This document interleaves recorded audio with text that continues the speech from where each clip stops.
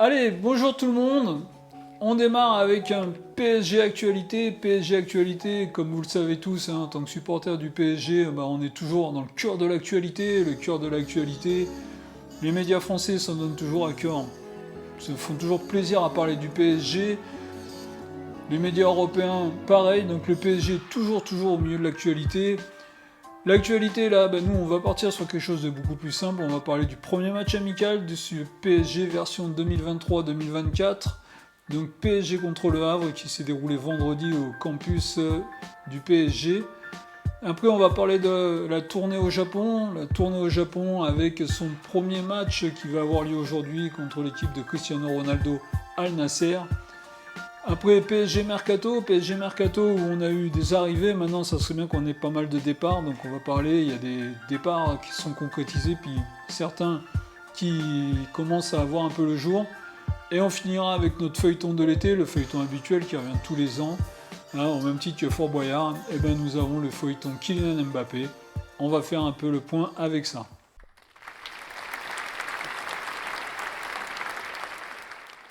Allez, le premier match qui s'est déroulé vendredi, donc après 10 jours de reprise d'entraînement, on a vu une revue d'effectifs. Alors, il faut être honnête, on va pas tirer des conclusions sur un premier match amical, un match amical qui s'est déroulé sur le campus, le nouveau campus d'entraînement du PSG, donc sans supporters, sans rien. C'était un match de préparation pour le Havre et pour le PSG. Le PSG a fait une revue d'effectifs, avec ses nouvelles recrues. Donc on a vu Skriniar jouer, on a vu Hernandez jouer, Asensio a joué, Kingling a joué, on a Ugart aussi qui a joué, donc vraiment on a vu les nouvelles recrues, on a vu les anciens qui étaient là aussi. Bon, il manquait les blessés des derniers temps, donc pas Kylian Mbappé, mais presque Kipembe, Nordin Mukiele, Neymar et Verratti qui n'a pas joué non plus. Donc, quoi dire? Quoi dire, c'est que le PSG se prépare bien sous la houlette de son nouvel entraîneur. On a eu l'occasion donc de constater que certains jeunes étaient là et bien présents, comme le jeune Zahir Emery et la nouvelle recrue, l'espoir italien Cherendor, qui tous les deux ont bien marqué de leur empreinte ce match. Voilà, on va pas tirer de conclusion hâtive, hein. C'était le premier match, c'était une remise en jambe pour beaucoup. Beaucoup n'avaient pas joué depuis un mois et demi, 2 mois. Ou alors certains revenaient de leur sélection, donc ils n'avaient même pas 6 jours d'entraînement dans les jambes. Voilà, on retient juste que le PSG s'est imposé 2-0 avec un but d'Étiquité et un but de Kylian Mbappé en toute fin de match. On a vu certains jeunes faire leur apparition. Donc on a vu des jeunes comme Ethan Mbappé, comme le jeune Amina, le jeune arrière-gauche portugais aussi qui a fait une bonne impression. Donc voilà, on a quand même quelques enseignements à sortir de ce match. C'est important. On sait que sur ce match, le gardien Donnarumma n'a pas pu jouer avec un événement quand même dramatique qui s'est passé pour lui dans la nuit de jeudi à vendredi, avec cette agression à domicile dont il a été victime. Une agression où on fera une vidéo, c'est qu'on reparlera un peu de ça, ce domaine-là, qui est le domaine de la sécurité, qui est un domaine que je connais, ce qui n'est pas normal au jour d'aujourd'hui que des joueurs de football se retrouvent exposés à des situations comme celle-ci. Mais on en parlera un peu plus tard, donc ce qui a permis au gardien Alexandre Letellier de faire une bonne partie du match. On a vu Keylor Navas rentrer pour les 25 dernières minutes. Donc voilà, ce premier match a été un premier match d'entraînement, un galop d'entraînement. On a aujourd'hui un deuxième match qui va être, je pense, un peu plus important. Et on va voir des joueurs déjà un peu plus en jambes sur ce match-là.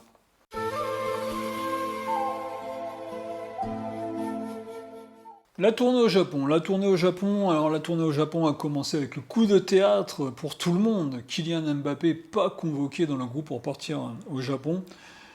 Donc cette tournée au Japon a commencé, on l'a vu, on a entendu Marquinhos le dire, même là-haut, même au Japon, il fallait avoir des questions sur Kylian Mbappé, ça c'est plus fort que pour les journalistes. Comment se fait-il que, à leurs yeux, le meilleur joueur au monde ne soit pas de la tournée du Japon? Bon, voilà, cette tournée du Japon, il faut la prendre comme un lieu où les Parisiens sont en train de travailler. Alors on le voit que c'est extrêmement promotionnel. Quand on regarde un peu toutes les images, on les voit qui sont dans un restaurant, on les voit, c'est des rendez-vous sponsors. L'autre fois, on les a vus faire de la musique traditionnelle japonaise. Quand ils s'entraînent, on les voit, ils s'entraînent toujours en public, mais ils se préparent dans des bonnes conditions quand même. Ils se préparent à leur premier match amical cet après-midi face à l'équipe de Cristiano Ronaldo, donc Al Nasser. On voit que les Parisiens montent en puissance tout doucement. Cette tournée du Japon leur permet d'être loin de l'agitation parisienne créée par cette absence de Kylian Mbappé dans la tournée japonaise. Donc là, ils sont loin pour pouvoir se préparer. Souhaitons-leur que la préparation se passe bien, qu'ils ne soient pas perturbés par tout l'extra sportif qu'il y a à côté. Donc cette tournée au Japon, actuellement, se passe plutôt bien, la préparation se passe bien. On espère que le premier match contre Al Nasser va être un bon match de préparation. On l'a vu l'an dernier, ils avaient gagné 4-3 lors d'un match amical en Arabie Saoudite. On va voir un peu là ce que ça va donner. Toujours dans la préparation, toujours dans la mise en jambe, hein. C'est sûr qu'il ne faut pas être prêt aujourd'hui, il faut être prêt début août pour le début du championnat. Donc voilà, souhaitons bonne chance au PSG, que les choses se mettent bien en place. Malgré les petits soucis physiques, hein, on a le petit souci physique de Lee Kun-Ling qui est sorti vendredi sur blessure, qui était le seul point négatif de ce premier match amical contre le Havre. Donc là, on sait qu'il est blessé pour l'instant, on espère qu'il va vite revenir, car franchement, il avait fait une très très bonne impression. Voilà, c'est le seul petit point négatif de cette tournée au Japon. On a vu que Neymar reprenait les entraînements collectifs, donc c'est-à-dire que Neymar est toujours dans sa phase de reprise pour fin août, hein, c'est ce qui était donné à peu près. Donc s'il pouvait commencer à faire son retour fin août, ça serait vraiment une bonne chose pour lui, pour qu'il puisse se préparer et faire une saison complète, enfin, et une grande saison avec le PSG. Donc voilà les retours qu'on peut avoir du Japon aujourd'hui. PSG Mercato, donc au rayon du Mercato, aujourd'hui on va se focaliser plutôt sur les départs. On le sait, au PSG, il y a beaucoup de joueurs, ça serait bien qu'ils quittent le club. Alors on va pas le répéter à chaque fois, mais au PSG, ce qu'ils appellent les indésirables, les joueurs que tout le monde aimerait bien qu'ils partent, mais on le sait, au PSG, tout est disproportionné. On est avec des dirigeants actuels ou précédents qui avaient des notions de salaire complètement délirantes. Donc c'est clair que c'est très très compliqué pour les joueurs de quitter le PSG.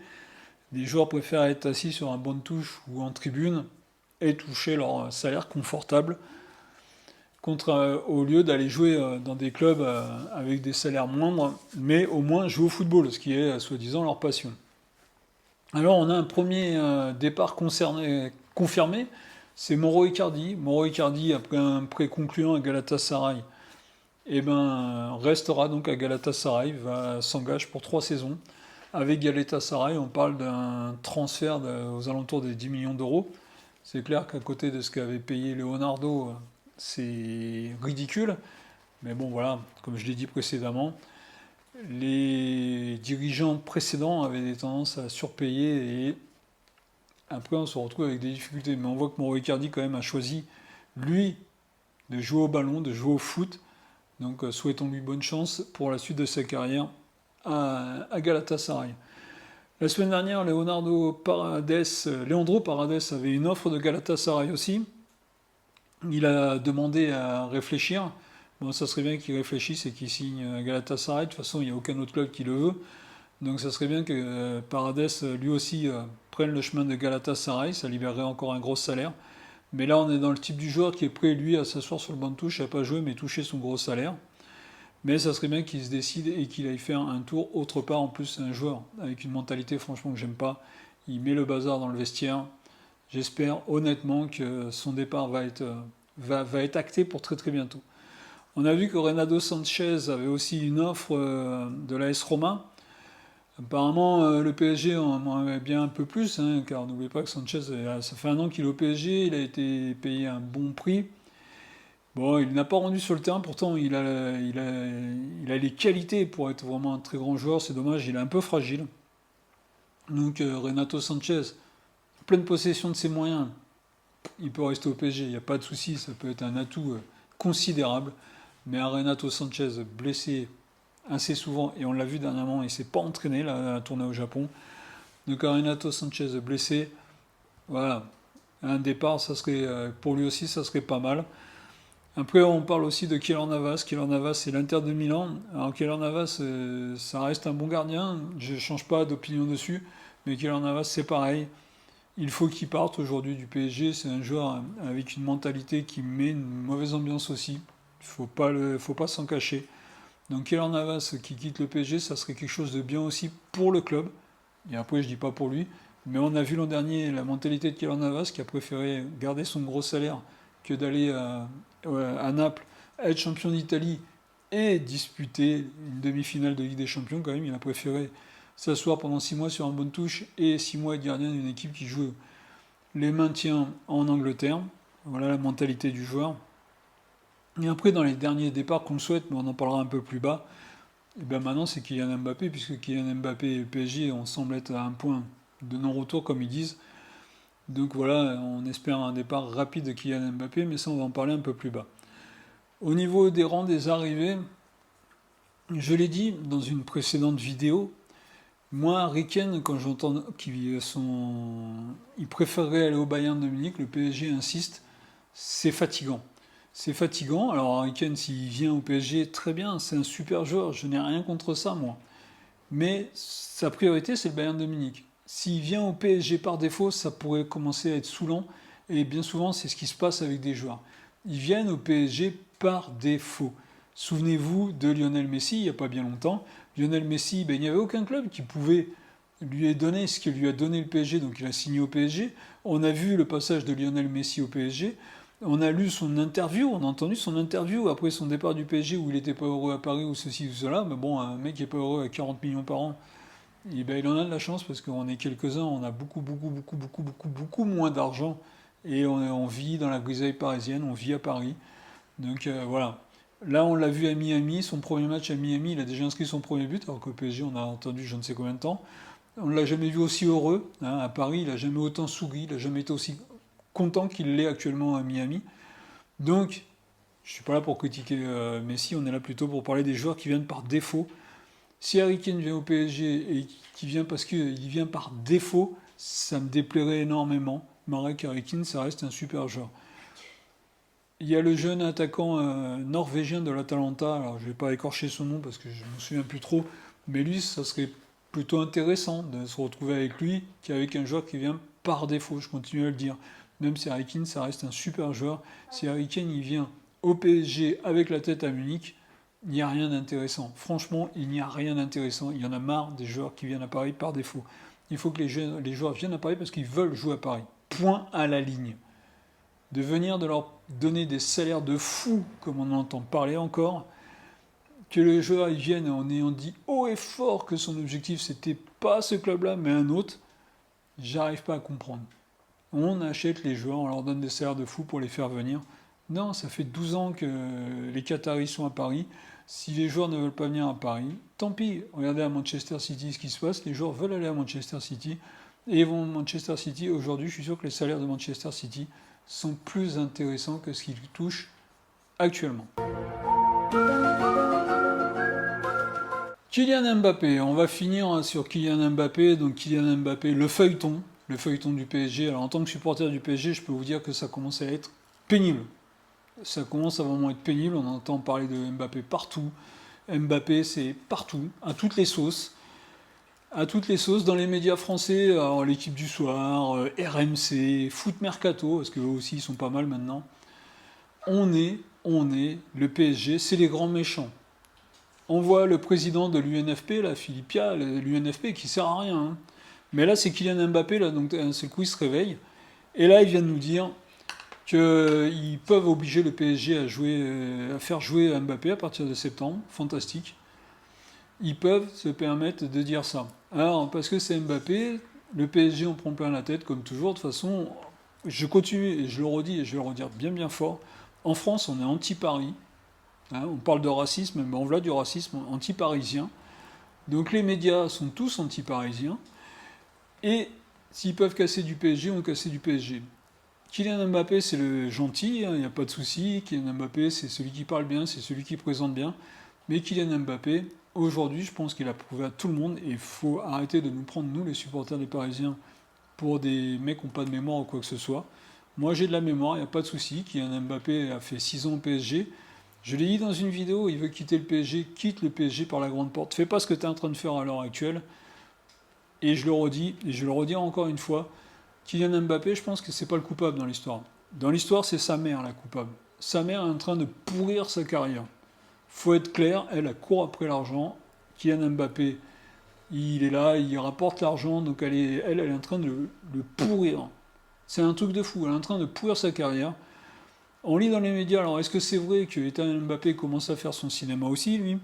Alors lui, on va être honnête, il est au PSG parce qu'il s'appelle Mbappé, il joue en la Youth League avec les 19 parce qu'il s'appelle Mbappé, il est dans le groupe pro là, actuellement parce qu'il s'appelle Mbappé, parce que regardez bien, il n'a jamais eu de sélection avec l'équipe des équipes de France en jeune, parce qu'il n'a pas le niveau. On va être gentil, on va pas être méchant, mais lui il est là parce qu'il s'appelle Mbappé.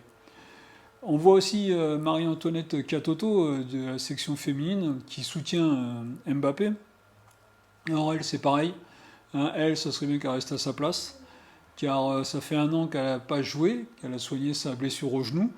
Donc je pense qu'elle devrait être plus reconnaissante envers le PSG que ce qu'elle est actuellement. Donc elle, c'est pareil, il vaudrait mieux de se taire et montrer pourquoi elle est payée, grassement payée d'ailleurs, avant de partir à Lyon, parce qu'on sait tous qu'elle va aller à Lyon dans 2 ans.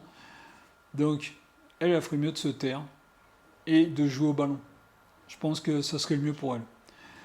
Alors on va revenir sur Kylian Mbappé. Kylian Mbappé, aujourd'hui, ça en devient vraiment énervant. Vraiment, vraiment énervant.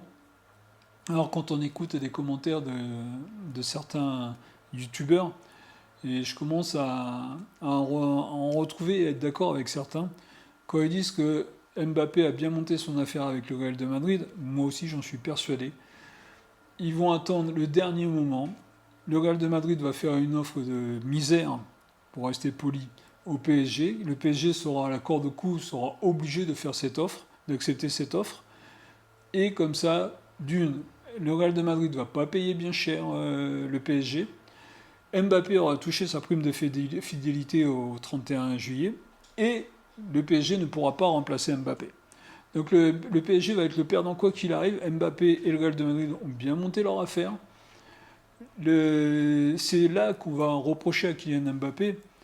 Le Real de Madrid reste un adversaire, quoi qu'il arrive, reste un adversaire du PSG dans le haut du tableau. Le Real de Madrid sont en train de la faire à l'envers au PSG. Ils utilisent Mbappé et Mbappé accepte ça. C'est là que c'est grave, car il se dit parisien, il dit qu'il aime le club, mais aujourd'hui il nous prouve que c'est pas le club qu'il aime, c'est l'argent. Et aujourd'hui, moi, je ne change pas. Je ne suis pas fan d'Mbappé, je le dis et je le redis dans toutes les vidéos, je le dis. Mais ça reste un très très bon joueur qui a apporté le PSG depuis 3 ans sur ses épaules. Ça aussi, je le dis et je le redis. Mais aujourd'hui, Mbappé, ce qu'il fait au club, ça devrait être interdit. J'ai écouté, c'est Walid Achaoun.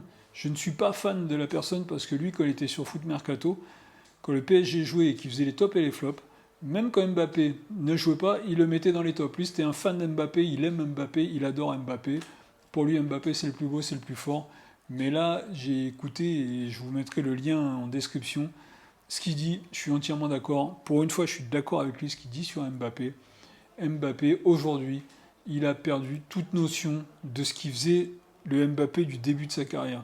Le début de sa carrière, c'était vraiment quelqu'un qui courait après les titres, après les records, après tout ça. Aujourd'hui, il court après l'argent. L'argent, c'est son moteur, et c'est ce qui est en train de le perdre.